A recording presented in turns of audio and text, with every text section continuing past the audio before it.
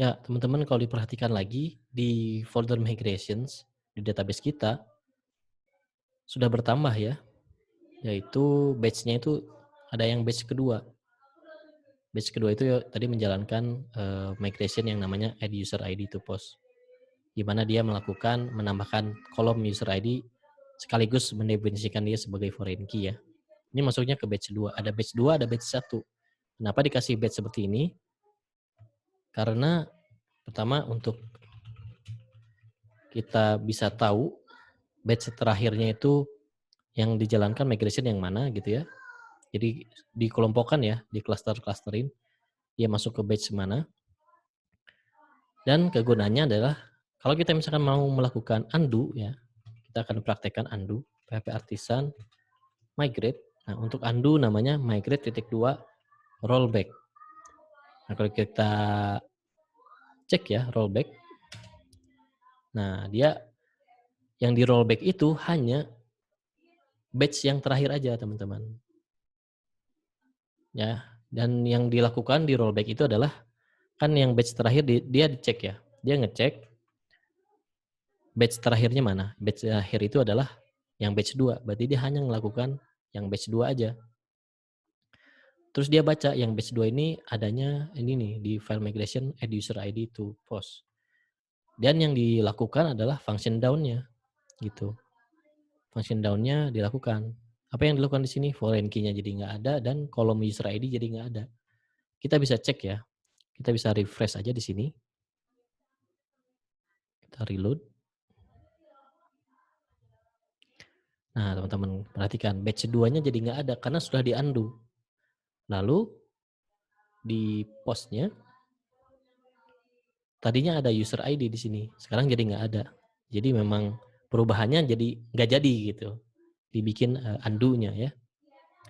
Nah, itulah alasannya kenapa ada batch dan untuk setiap migration dikasih batch. Karena akan dibaca yang mana yang terakhir di undo, yang terakhir di do ya batch-nya. Berarti ketika undo itu hanya satu langkah doang gitu ya. Nah, jadi kalau kita cek lagi statusnya, nah add user ID tadi batch-nya nggak jadi, ya kan?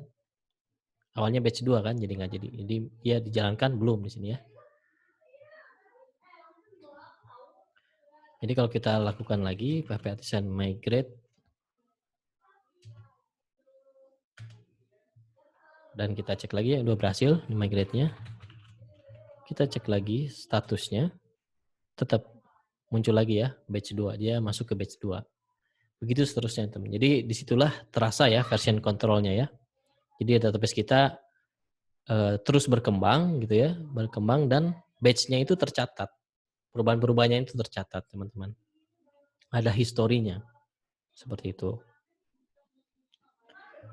Nah, selain PHP Artisan migrate rollback, kita juga bisa gunakan PHP Artisan reset ya. Di sini ada migrate itu ada apa aja, kita cek aja ya. Di sini ada fresh, ada install, ada refresh.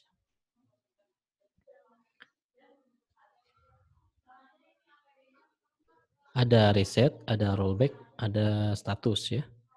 Untuk merollback semuanya pakai yang namanya reset. PHP Artisan migrate.2 reset.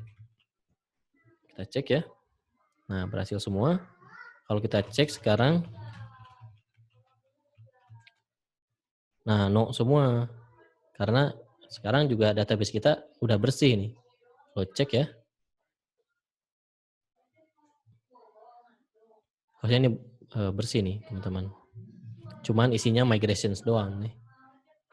Ya.